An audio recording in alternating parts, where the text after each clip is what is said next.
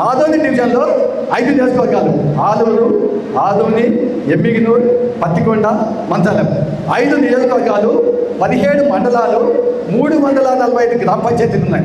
ఈ 345 గ్రామ పంచాయతీలో ఇంచుమించు నేను చెప్తున్నా 270 నుంచి 280 జెండాలు ఎగిరేసిన.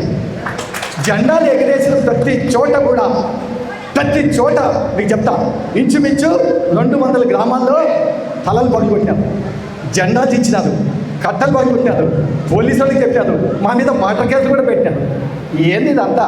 వైసీపీ ప్రభుత్వం ఇచ్చింది, జగన్మోహన్ రెడ్డికి అధికారం ఇచ్చింది, వైసీపీ వాళ్ళకి అధికారం ఇచ్చింది, ప్రజలకు మంచి చేయమంటే ఇక్కడ ఉన్న ఈ నాయకులు, వైసీపీ నాయకులు ఇదే పని రౌడీజం.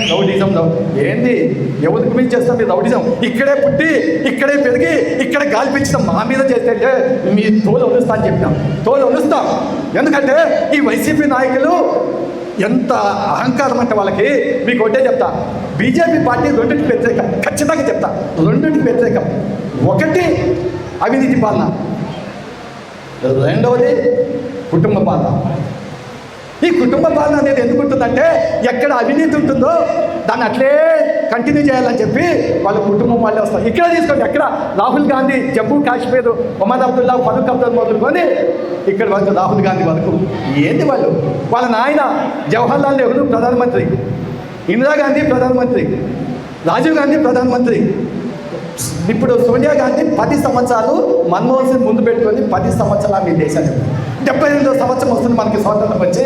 15 ఆగస్టు వస్తే 75 సంవత్సరాలు ఈ స్వతంత్ర భారతదేశంలో 50-60 సంవత్సరాలు ఒక కాంగ్రెస్ పార్టీ పరిపాలించింది. ఈ 60 సంవత్సరాల్లో కూడా ఒకే కుటుంబం ఈ దేశాన్ని పరిపాలించింది, రాహుల్ గాంధీ కుటుంబం.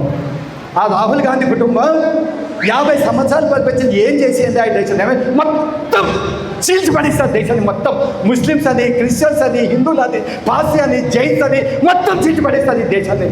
ఏమన్నా పార్టీ నా సిగ్గుందా అని రాహుల్ గాంధీ మనకు సుప్రీంకోర్టు జడ్జి చెప్పాడు. నీకు సిగ్గుందా రాహుల్ గాంధీ? ఆ గాల్వాన్లో చైనాకు మన సైనికులకి అక్కడ యుద్ధం కొట్లాట జరిగితే మన ఆర్మీ వాళ్ళ గురించి, మన సైనికుల గురించి నిన్న చిన్నగా మాట్లాడతారు రాహుల్ గాంధీ. వాళ్ళ అమ్మేమో ఇటలీలో పుట్టింది. ఇటలీలో పుట్టిన ఆమెకి ఇది ఆమె పుట్టినిల్లు, అది మొగనిల్లు. ఇది ఆడోళ్ళకి ఎవరికన్నా చచ్చిపోయే వరకు పుట్టినిళ్ళ మీద ప్రేమ ఉంటుంది.